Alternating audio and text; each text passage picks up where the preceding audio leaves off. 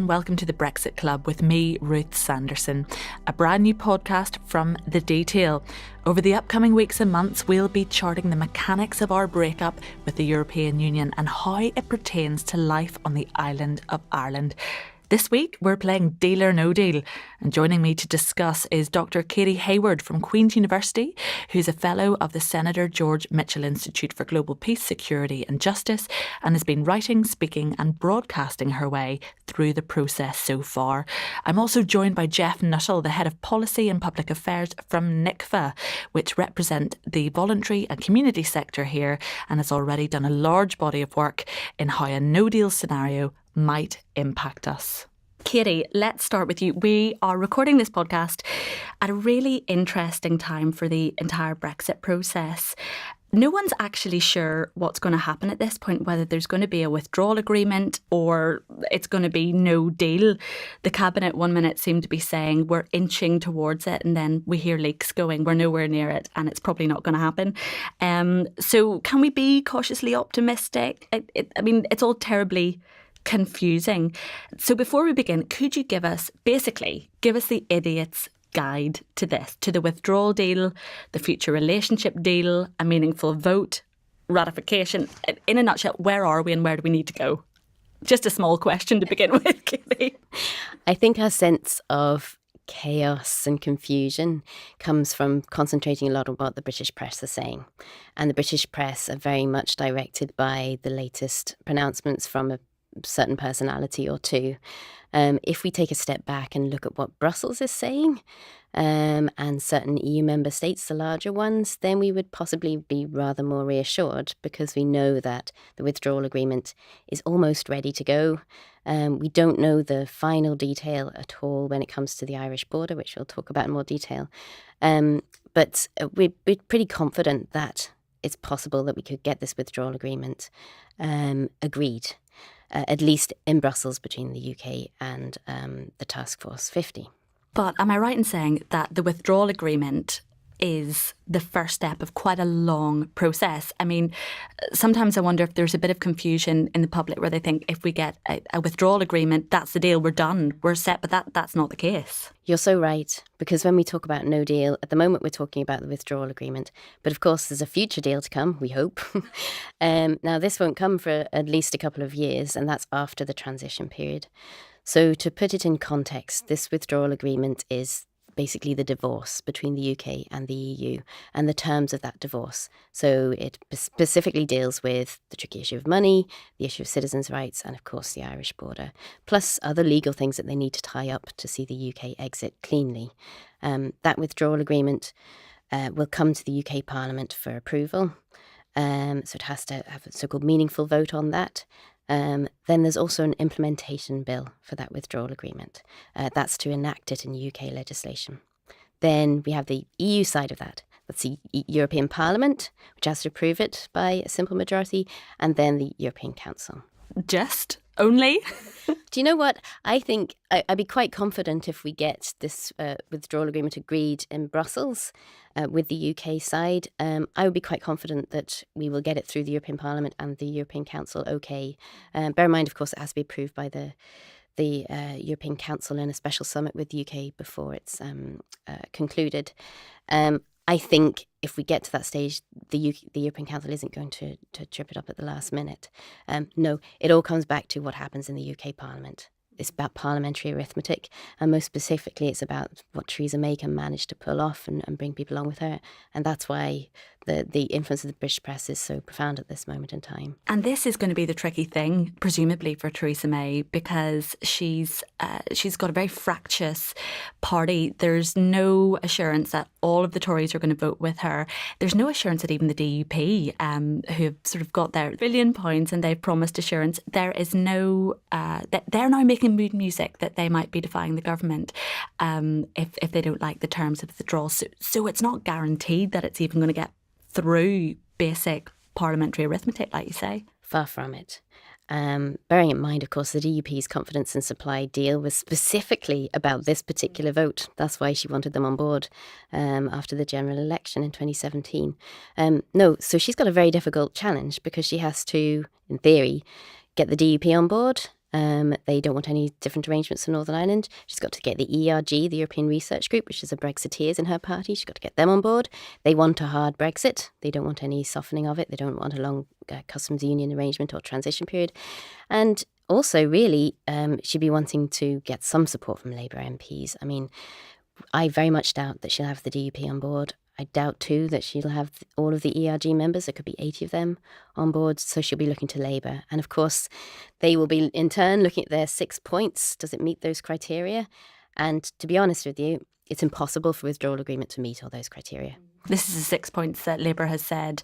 We want various things within this, otherwise we're not going to agree it. Yes. And it's very unlikely that a withdrawal agreement would meet those 6 points. Because essentially, if I'm honest with you, it looks like those 6 points were basically saying, let's withdraw with no change to the status quo, effectively.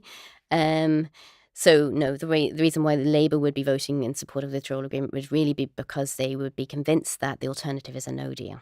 And of course, we're talking about how the mood music is saying inching forward 95% there, but it's that 5%, that crucial 5%, which seems like the hardest circle to square. It's how do you maintain no border on the island of Ireland whilst still maintaining the integrity of the UK, whilst keeping basically all parties involved happy.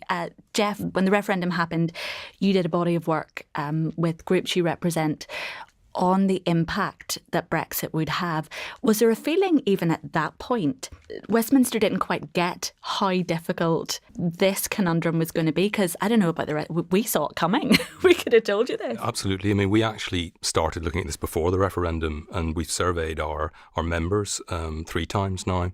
Before the referendum, about 3 or 4 months after it, and then more just recently.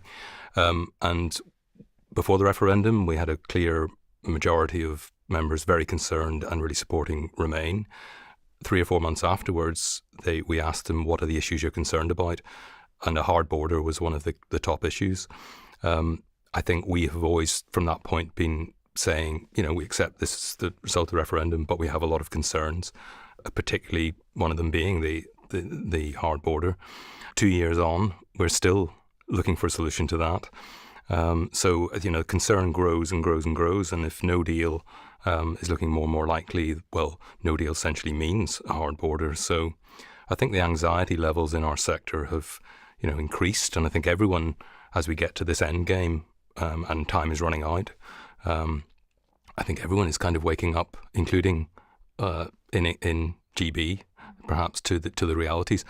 Not just of the hard border, but also of what it means for maybe Dover and what it means for businesses that have supply chains that cross UK and EU borders. So car manufacturers in particular are very worried, aren't they? 56% of their exports go to Europe, and they work in that European supply chain. Yeah. Yeah, and the arguments have been well rehearsed for us in that we have particularly agri-food industry where I think we've heard very often about how often milk crosses the border in terms of processing and supply. That there's all kinds of very obvious issues here. So I think we've been alive to a lot of these things for a very long time. But just the fact that our lives straddle the border, whether it's for working, whether it's for studying, whether it's for just day-to-day life, has been predicated on that. And arguably the peace and stability that we've had for so long is dependent on that. So there's so much at stake for us. And really, it's been a very long time to wait to find an answer to this. And it seems like we're still waiting. And the groups, give me a little bit of a sense of the sort of groups that you represent, first of all, so we've got an idea of who we're talking about. Yeah, well, we have 1,100 members, and with our wider sector is at least 6,000 and probably more organisations, and they range from everything from very small community groups to very large charities. So it could be something like large cancer charities, and for them Brexit might be about their concerns about research and the European networks through which they research. Small community organisations, we have done case studies with groups who work, for instance, on the peace lines, who are already experiencing increased tension because of Brexit. Really? Already? Yes, already. How, Geoff? How does that? Well, it plays out in a number of different ways. I think people are. I think the debate has become more and more polarised over time. If you go back to August 2016, when the First and Deputy First Minister laid out their sort of initial position on Brexit, it was essentially looking like a soft Brexit. There wasn't a lot of obvious division. Over time, the debate has become more of an orange and green debate, and I think that plays into which obviously never happens here. It's very unusual for Northern Ireland. And I think the other way that it's definitely we're seeing more and more is how it's affecting EU nationals from the other 26 countries, so non-UK, non-Irish, who are increasingly experiencing prejudice. And we had an event recently with the ethnic minority sector, and we had a speaker who's lived in this country for over 10 years being asked when looking for a flat for her visa, and she's a Polish citizen, doesn't need a visa, but already they're being asked these questions. And there's lots of other reports being done that are documenting increasingly that experience for those communities. You see, I think this is fascinating because when we began the whole Brexit process, I know I certainly talked to people who voted to leave and said, well, listen, look, the sky hasn't fallen in. Everything's fine. Everything's going to be okay. But I guess you're on the cold face of this and you see on the ground where cracks are already starting to appear. Are there any particular sectors that you think are very vulnerable and where pressure points are already starting to show? I think it's very difficult to pinpoint one because there are so many. We have done 10 round tables with 7 different government departments looking at everything from health to education to ethnic minorities to people involved in, for instance, helping vulnerable groups into the labour market. There are so many ways in which this is immediately playing out. I think the ethnic minority sector is seeing it already. I think people who are working in peace projects, they're seeing it already. We're now getting more and more discussion on an issue which was one of the issues, but by no means the most important one, was what's the future of the European programmes and funding programmes that have been in place. And as important as the money is what those programmes fund. So we've had 4 peace programmes, but we've had a whole set of programmes which are part of European strategies for cross-border cooperation, for supporting rural communities. All of these, not just the money, but all of these strategies and all of this architecture, if you like, of ensuring cohesion between different segments of society is all essentially being thrown away overnight. And we're not seeing very much detail on what was supposed to replace it. So I think we're already getting into that debate as well. People are already seeing what might be lost. So that's why no deal is so scary, because no deal means back to a blank sheet. I think there's a bit of a misconception out there that no deal means, oh right, well we'll just carry on then. But no deal doesn't mean that. It means we scrap 45 years and it's year 0, and we have to think, how do we reinstate everything that will replace that, from where your drugs are going to get licensed, whether you're actually going to have drug supplies. There's so many issues, I've lost count. Because you hear these scare stories of, pharmaceutical companies stockpiling in the UK. I saw recently that Pringles and Smash are being stockpiled in case of a no deal outcome. Well, I mean, Katy, I know you're relieved. I love that that's the thing you're concerned about, really, isn't it? But I mean, in saying all of that, are there any upswings to a potential no deal or a potential Brexit? Because obviously, over 50% of the population of the UK thought it was a good idea, and this kind of much hammered out phrase, the will of the people, was that we leave Europe. So surely there must be a benefit here. I mean, I suppose the immediate response to that would be, well, did the 52% that voted for it know what they were voting for? So, I think we're now beginning to see what Brexit means, and actually that it's not a simple question. There's various different ways this could go. So, we, in the most optimistic scenarios, the only ways in which Brexit could present new opportunities might be in terms of what can be done at a national level. But so many things in our modern world are not done at a national level anymore. So it's very difficult to see how any marginal benefits might be, not heavily outweighed by all the downsides. It's a bit like burning down your house to find some change somewhere. It's not. It doesn't really weigh up in my mind. What a frightening analogy, which begs the question, is Brexit definitely going to happen? We've had ex-Prime Ministers Blair, Brown and Major, surprisingly not David Cameron, saying we need to have a second vote on that. Even Labour has been changing its mood music. Keir Starmer talking about, going quite directly against what Jeremy Corbyn's been saying about there being no second Brexit referendum. And now that seems to be changing. Katy, what's your feeling on this? I've always been doubtful that a second referendum is possible. Mainly due to the timing of it. If it was to take place, we'd need a certain combination of events to happen. There'd have to be clear will for it from Parliament. It would have to be a decision being made there, and at the moment the numbers wouldn't really stack up. But anyway, if things changed and it did go to have a second referendum, then of course Article 50 would need to be extended. So that would mean Theresa May would have to let Brussels know that that's what they would like, and all EU 27 would have to agree unanimously for an extension to Article 50, period. And then we get into the question of how long it could be extended for.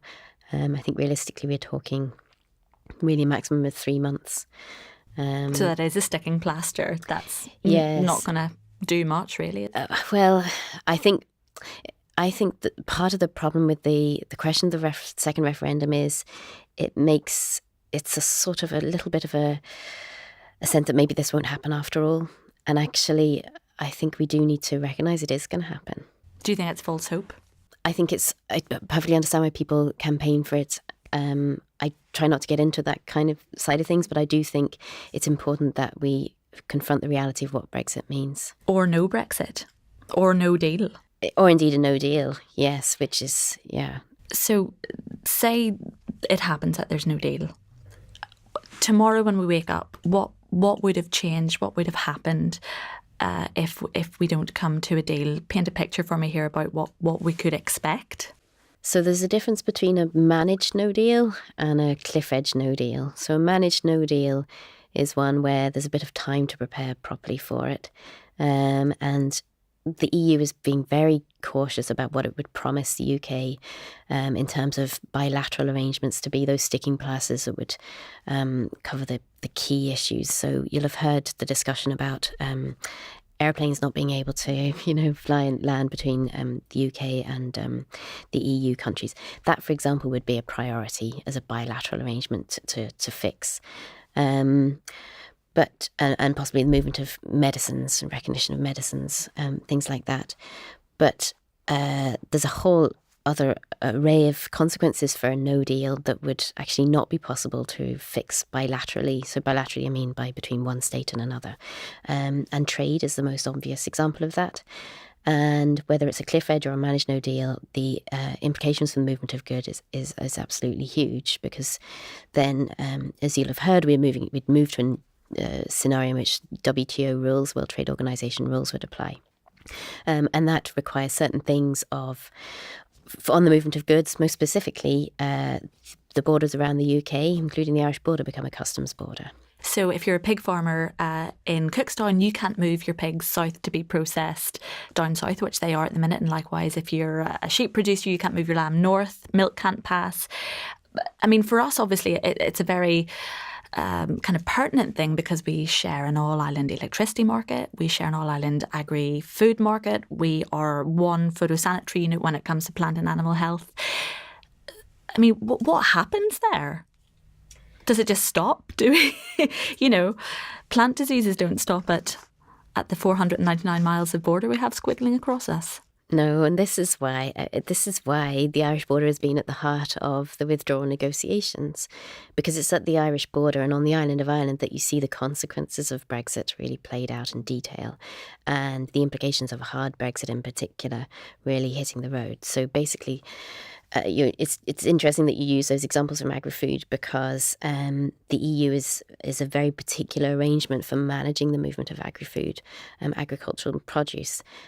So if you look even on the margins of the EU, so members that are members of the single market, the EEA members, that doesn't include agri-food produce.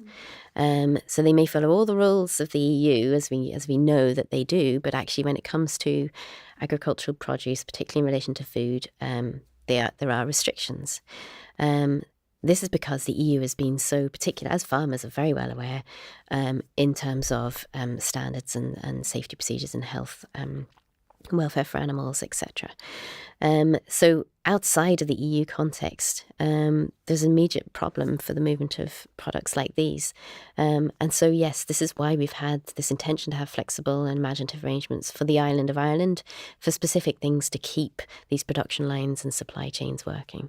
So it's interesting then when we talk about there being no border down the Irish Sea, which seems to be mooted a lot, but we already do for, in a certain respect when it comes to those all-island arrangements, which kind of seems to have been forgotten somewhat. Yes. This is why, Brexit is a highly politicised, obviously, debate, and it's been very much concentrating on this idea of taking back control of borders. But actually, before we got to that discussion, it would have been possibly worthwhile having a consideration for what is controlled at our borders at the moment, and indeed what it means for immigration, what freedom of movement of people actually means in practice, like your Polish representative there. So, these, I think a lot of it sort of, the point isn't about actually what border controls are for, how they actually work. It's much more about the sort of rhetorical and symbolic significance of border controls. Hence this question of what the constitutional integrity of the United Kingdom looks like. And if you have border controls in sea and air entry ports into Northern Ireland, does that constitute a threat to the integrity of the UK? It's interesting then, I wonder, on the other side of the border, Geoff, from your point of view, in terms of colleagues in the Republic of Ireland, what sort of things are they saying to you? What is the feeling from the south? Well, certainly within our sector, we meet regularly with our sort of counterpart organisation in the south called The Wheel, and we've discussed Brexit at length, together also with our English, Welsh and Scottish colleagues. Have you discussed anything else in the past? Well, we tried to discuss other things, but everything comes back to it after a while. Tea, coffee, Brexit, there we go. Only question. I think just kind of, consternation would be understating it. It's a lot of anxiety, a lot of uncertainty, really wondering, like everyone else, where all this is going to end up. I think we're all probably in the same anxious place. And obviously there are organisations that work all island as well. So, there's a lot of uncertainty around there. Anecdotally, we hear about people sort of setting up presences in the south in anticipation. Irish passports galore. Yeah, but the thing is, and it's the same argument that, business has been having as well, is, people ask, well, why haven't you prepared? Well, you can't prepare for what you do. You can't have any sort of real understanding of what will happen. And also, preparing for this could involve huge investment, which nobody's going to do on a whim. Especially if you're a small or medium-sized business, presumably you don't have that spare cash lying around. So organisations in our sector would, I think they're just sort of locked in a wait and see. I think, the main reason, the way they're experiencing it is very often our organisations are picking up the pieces of societal challenges, and that only seems to be getting worse rather than better because of even just the outworking of the debate. Never mind the actual impacts that might happen after a deal. How significant has the lack of the executive been during this whole process? Katy, you're giving me a face here. We'll go to you first in that case. I think it's been highly significant because if you compare Northern Ireland's representation in all of this compared to, say, Scotland in particular, and then, of course, Wales as well, although we've seen, generally speaking, a process of centralisation in the United Kingdom, so downplaying the significance of the various parts of the UK. Actually, it is important that Scotland and the Scottish government have taken a position in relation to certain things such as immigration or membership of the single market has been very clear. And in Northern Ireland, of course, we haven't had that leadership, and there's a particular significance to that, and that is that in the executive we would have seen cross-party positions. Geoff referred earlier to the letter from the First Minister and Deputy First Minister, and I still go back to that letter because it sets out very clearly what the common concerns and priorities are for Northern Ireland as a whole. And in a way that none of us, I really think, could have anticipated 2 years ago, we've seen the representation of Northern Ireland's interests and the response to Northern Ireland's interests in the UK being very distorted, and quite clearly speaking in a way that's not necessarily in the interests of all the people of Northern Ireland. And then if we think longer term about the future of Northern Ireland, I mean, let's face it, Northern Ireland is a devolved entity, has to function come the 30th of March. The Good Friday Belfast Agreement has to continue to function and operate fully. What sort of environment are we creating right here, right now, for that to happen? And I would be worried that although we're waiting, I gather the parties are waiting until exit day to then get the executive up and running. Time is of the essence, actually, and it's important that these discussions and this kind of cooperation is happening now rather than put off, because it's not going to get any easier, and the decisions are going to get more difficult, if anything. So on that note, happy note, what is, for you both, what's the last question, what's the ideal outcome? What would be really good news for you right now, Geoff? Well, I think we kind of measure it against the sort of key concerns that we've had about, what the potential impact should be. And I think, without sort of plumping for a specific outcome, it needs to be something where those worst fears aren't realised. And those key fears are really about the return of a hard border. They are about the rolling back of the peace process, or the beginning to reverse of the peace process. They are about the economy and public finances, which could be affected through everything from trade to the loss of farming subsidies, the loss of rights, and the complete uncertainty around what rights will exist is a major concern. We keep hearing that we've got the common travel area, this historical arrangements between the UK and Ireland. They aren't written down. There's no real clarity of what that actually means. And there's no real clarity of whether, things at which we're enshrined in the Good Friday Agreement will survive this process. I think the other two areas are about health and cross-border health in particular, and the other one is environment, where, we live in a small island. Our rivers don't respect borders, our seas don't. The environment sector is very, very active and concerned that not only are all the things that underpin this disappearing, there's not really much evidence that there's anything put in its place. So to answer your question, I think those 5 key concerns, a deal needs, what an outcome needs to deliver, it needs to avoid those impacts. And, if that means staying in the European Union, that might be a positive outcome. If that means an outcome which can be achieved, which avoids those impacts, then that's kind of what we would measure it against. Katy? I probably wouldn't say about what I would see as the optimum outcome. What I would possibly say, at the risk of sounding really negative, is what I fear the most from even a withdrawal agreement. And that is that the UK and the EU, including Ireland, would have very different interpretations about the implications of the withdrawal agreement for Northern Ireland.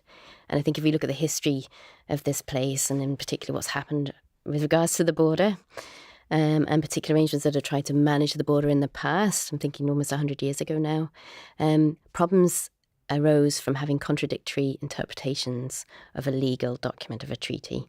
And I would worry that actually, fundamentally, there's very contradictory interpretations of the implications of Brexit for Northern Ireland between the UK and the EU. They still disagree on what a hard border means, even for Northern Ireland, and possibly too, to some degree, lesser so, but they disagree on what it means to protect the Good Friday Belfast Agreement.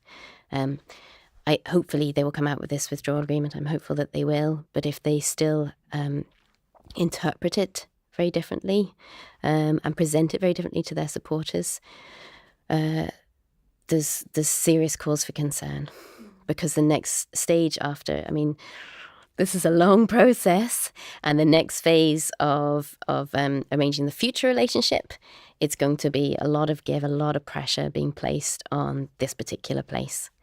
So it would be good if there's openness on both sides about what they understand the withdrawal agreement to mean, and they actually come together and speak with one voice on this. And ultimately that comes back down to the British-Irish relationship.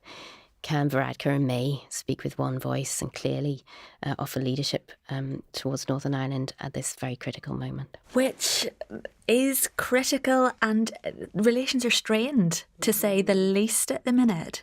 So how does that repair itself? How can that repair itself?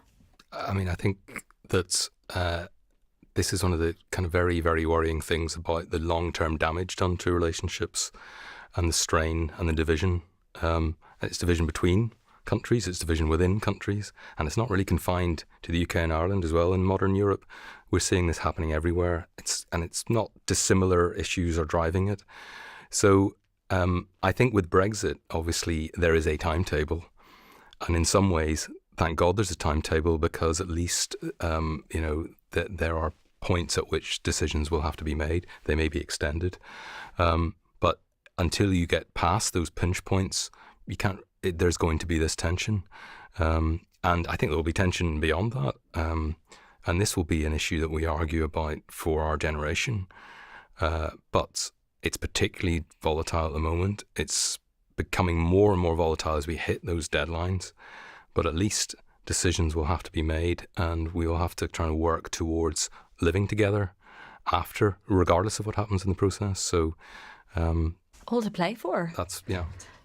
So very opposite timing here. I've just looked at Twitter, and Tony Connolly, the RTE reporter, has just tweeted, breaking: EU and UK negotiators have agreed a text on how to avoid a hard border on the island of Ireland, which will form part of the withdrawal agreement, RTE News understands. So this has kind of taken us all slightly on the back foot. Katy, you had said that you were hopeful that they would come to some agreement. It seems that the music certainly seems to be saying that they may have. What do you think this might mean?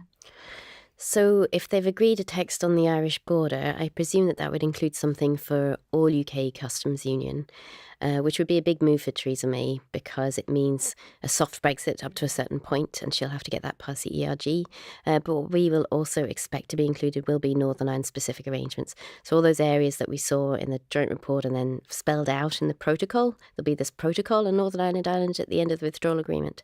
That will cover a whole range of issues, most particularly including North-South cooperation, but also agriculture and fisheries. So is this like a special status? Is this what this is?